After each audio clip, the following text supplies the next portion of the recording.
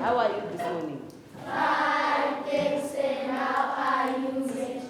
This classroom is one of the most cosmopolitan in central Johannesburg.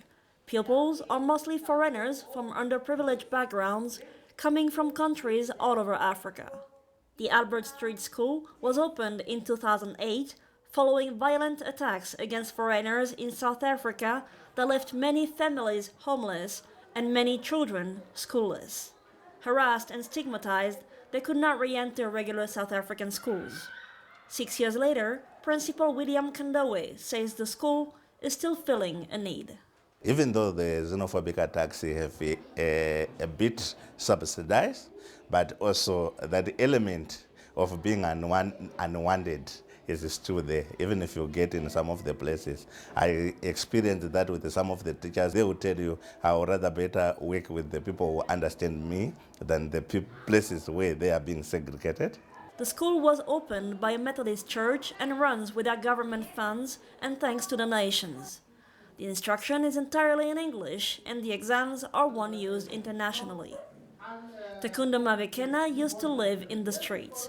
He found out about the school from a fellow Zimbabwean.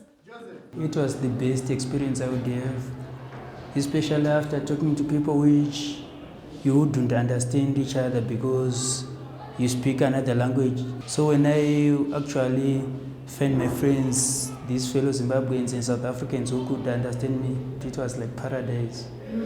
But the school is open to all and also includes South African students.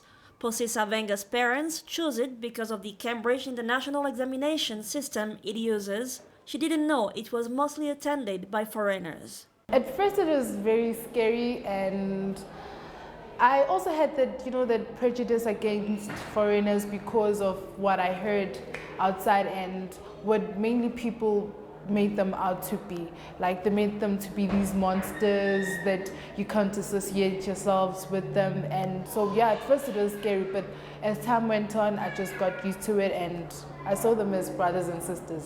And even if the buildings may not look very top end, the pass rates are. The school says that last year, 100% of the students passed their Cambridge Ordinary and Advanced Levels exams. School officials say this is due to hard work and also to the fact that the students highly value education. Most of them, that's why they are performing very high, because it's the only way out of the difficult situation. But for most of the students, passing their exams is only the first step.